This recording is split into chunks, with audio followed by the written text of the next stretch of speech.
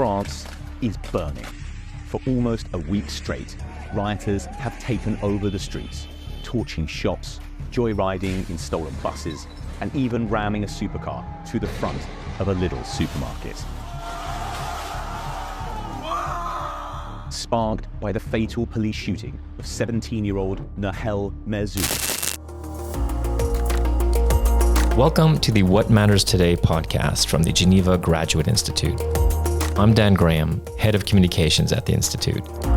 In this podcast series, we ask members of our faculty to comment on key global issues.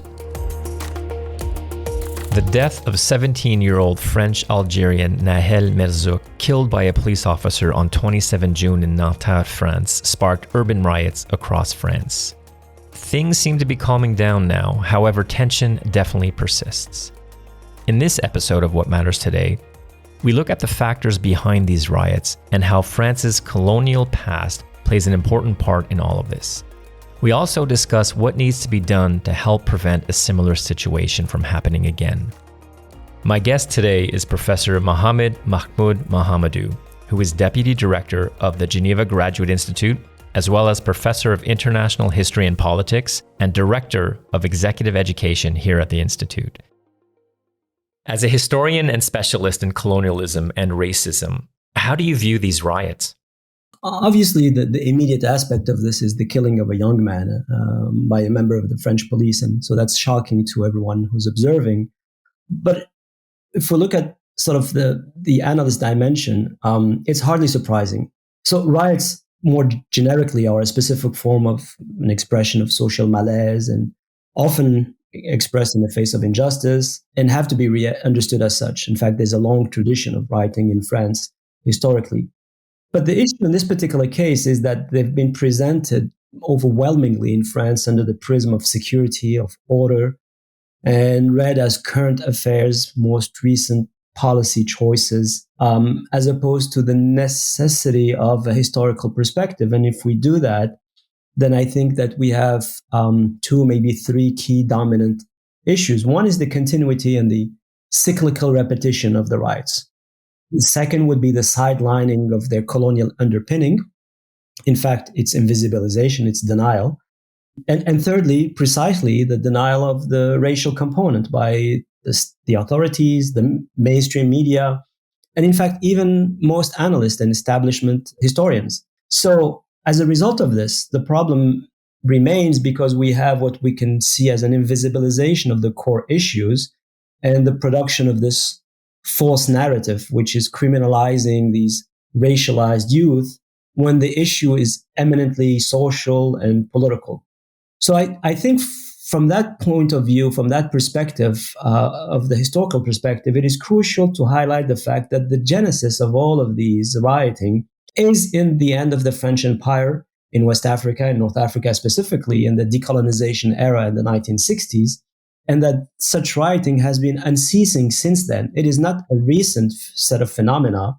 It is quite clearly starting right after, say, the independence of Algeria in 1962. But a few years after that, you already have, from the early 1970s to the 2020s, early 2020s, a series of such rioting. And I think it's important to remind ourselves that there's been a steady flow of those. If we look at a little bit some of the dates, forgotten, for instance, is the summer of 1973, where in Marseille, 50 Algerians were killed in the following months. Then we had riots in Lyon in 1975, Vaux-en-Velin, Ville Parisis.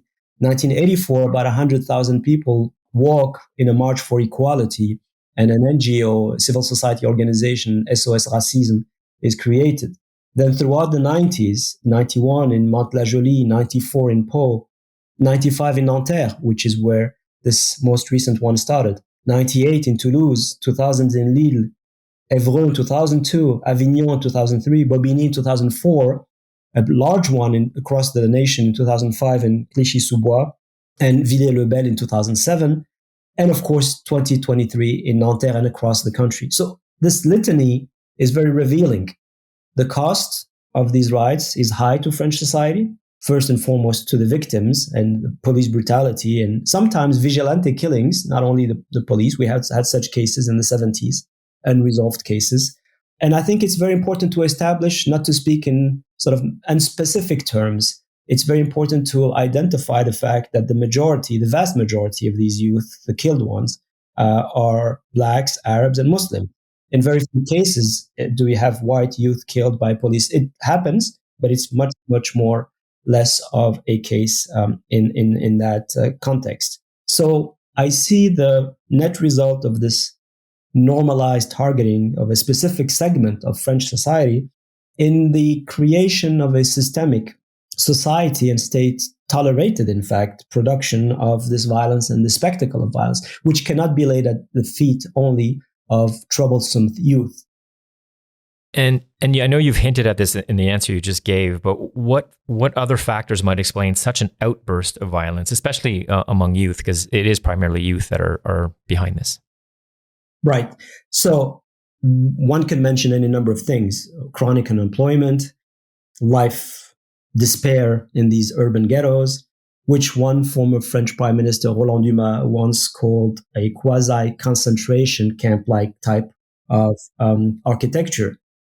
Understaffed education systems, decrepit infrastructures, the general neglect of the banlieues, the name given to these neighborhoods. But above and beyond, I think the primary consequential factors have to be seen as the poor leadership by the state authorities, the absence of engagement on these issues, and the actions of law enforcement, the violations that we mentioned. These youth have been racialized youth. There's a book by an Italian investigator, Fausto Giudice, entitled Arabicide, in which he documents the killing of about 200 cases in the period between 1970 and 1991.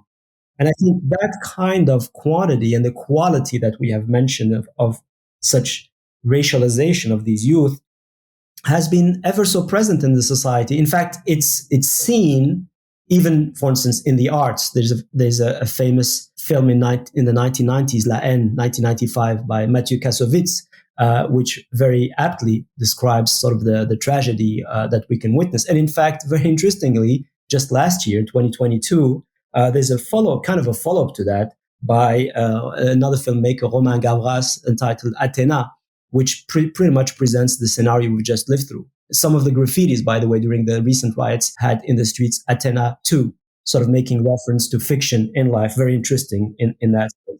So police brutality, I would say, is fundamentally the key factor that we see. And that could be even seen as a euphemism. We're talking about extrajudicial killing that is going above and beyond what specifically the law is saying, and that is the case in the most recent one. And also the refusal to see the discriminatory nature of this, and has led to a certain radicalization within police forces. Many observers in recent days, in recent weeks, have seen that, in fact, in constantly referring to these places as quartiers à problème, problematic neighborhoods, quartiers difficiles, right, difficult neighborhoods, the state itself has introduced a terminology of dangerosity and a climate of suspicion when, in fact, referring to its own population.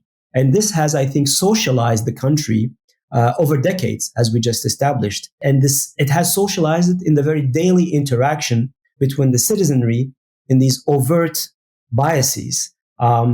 This has led to another deeper problem, which I think will have to be tackled after the most recent events, which is that the police itself has become now, in some cases, the French police, that is, in some quarters at least, more radicalized. We have seen a statement that was issued by the two police trade unions during those events that spoke of savage hordes depicting the youth that being at war, and in fact threatening the state, quote, that tomorrow we will be in resistance and that the government must realize that. This is actually exactly what the French government was warning against in terms of sedition 2 or 3 years ago, in terms of radicalization. So to have a branch of the state speaking in those terms, I think is very, very problematic. The police has to respect the principles of necessity, proportionality, non-discrimination, not go down the road of impunity, as we have seen, which is the main criticism that has been leveled in these cases. I'd say another factor, is the very laws that have been introduced in terms of the use of firearms by the police. In 17, there's been a change in the law that allows such shooting by the police in cases of traffic when the arrested individuals do not stop. And inevitably, the cases have gone up. I think over the most recent phase, we have about 16 or so cases. And I think overall, we have seen kind of a misrepresentation of these issues, a stigmatization, which even the mainstream media has presented, as I was saying earlier, in terms of security and order, rather than seeing the historical underpinnings of this society-wide problem. There's a lot to unpack in what you just said. And you talked about the French police, and I just wouldn't mind going down that road just a bit more. So, well, first of all, do you see a link with the riots that followed the murder of George Floyd in the US in 2020? And in other words, is there a problem with systematic racism in the French police? Yes, there is. And I would say more sort of generically beyond that, I think in French state institutions, there's a denial of the fact that this race question has not been tackled, has not even been seen. There's a lot that can be said about the United States. It suffers a deep and continuing race problem. But the United States has been tackling the issue. It is talking about it. It's acting about it at all levels. The very afternoon that he took office, President Biden tweeted that he was going to be addressing racial equality. I don't think we've seen this from Macron or from Sarkozy or from other presidents all the way to the Mitterrand. This is not part of sort of the perspective on these issues. I think the other aspect of it, and again, there's plenty of research in the United States by scholars, data by state agencies, action by civil society, and generally, I would say, an average admission by society that the US has a problem in terms of race. None of that exists in France. And we don't have leadership on the issue, as I was saying. Rather, you have what sociologically we can call a narrative of suppression. That is this kind of depoliticization of the events. It's as if these youth were manifesting violence without any context. And when we've seen the context, which, as we were just saying, at least only in terms of the economics of it, you clearly see that is part of the problem.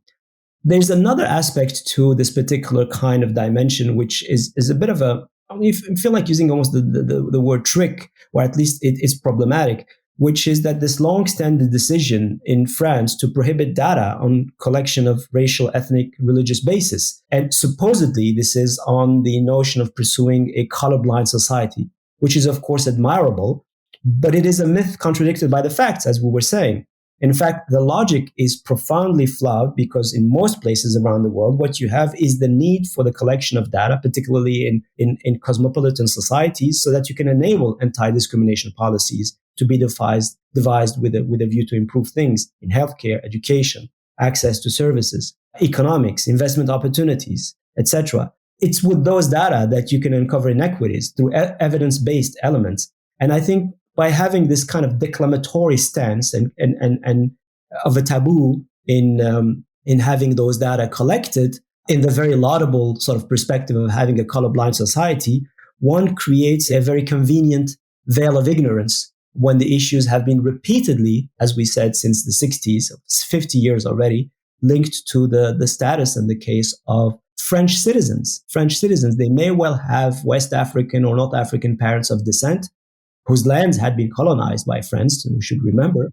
But fundamentally, these are French youth, and not to see that the discriminatory element is the elephant in the room, I think has essentially led to a lot of perpetuation of the issue. You mentioned colonialism in one of your answers, and this is obviously something we need to talk about. Are European countries with a similar colonial past as France faring any better? And if so, why?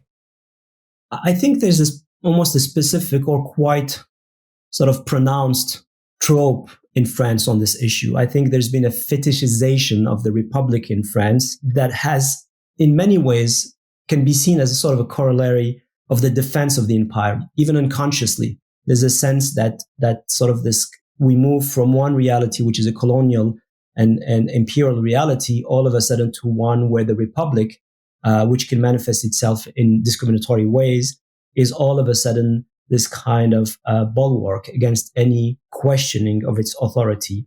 The data in France gives you, by official, in fact, record by different commissions, that blacks and Arabs are about 20 times more likely to be stopped by police than their peers.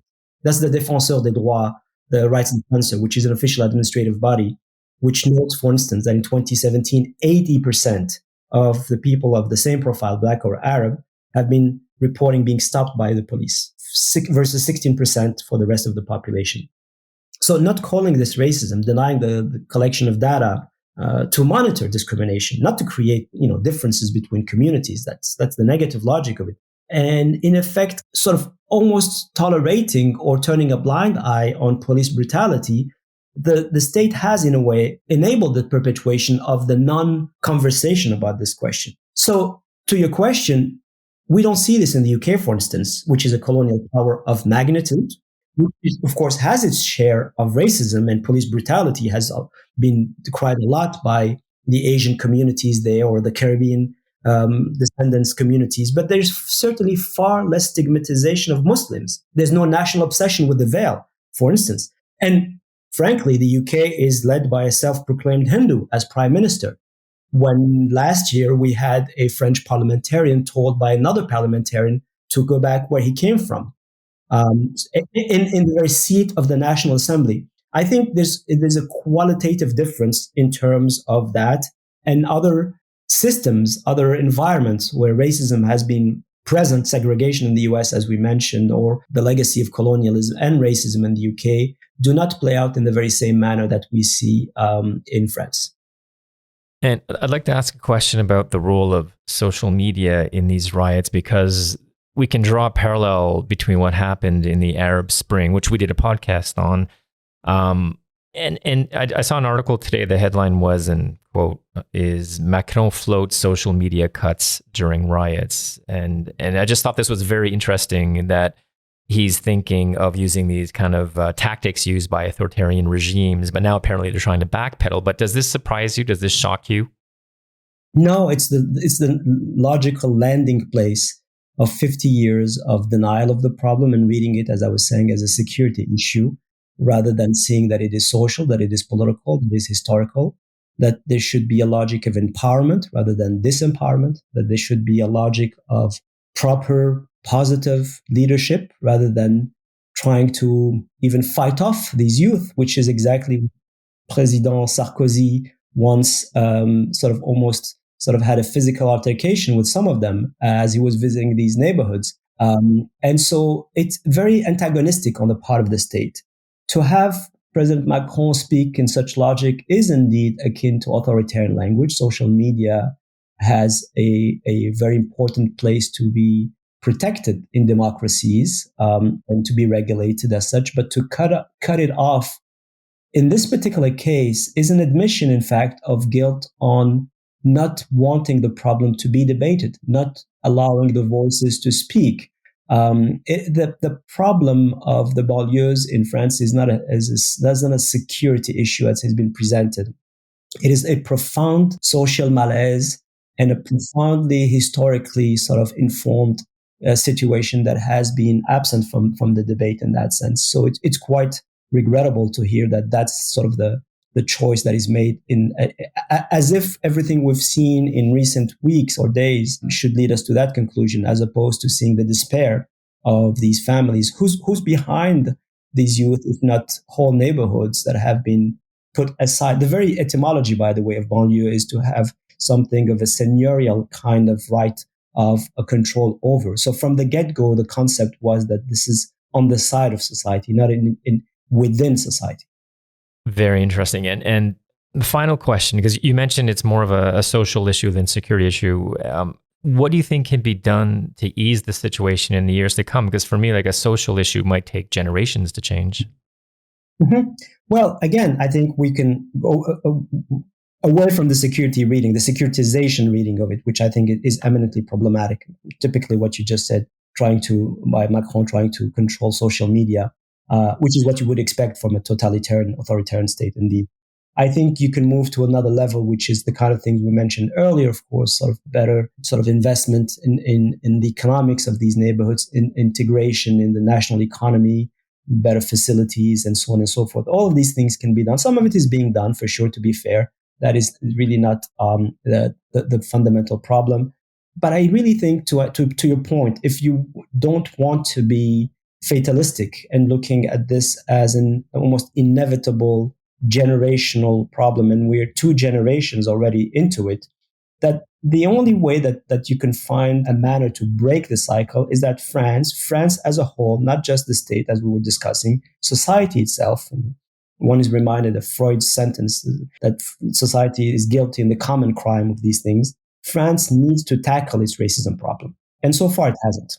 It hasn't. The Office of the High Commissioner here in Geneva spoke recently of, quote, profound problems of racism and racial discrimination within French law enforcement.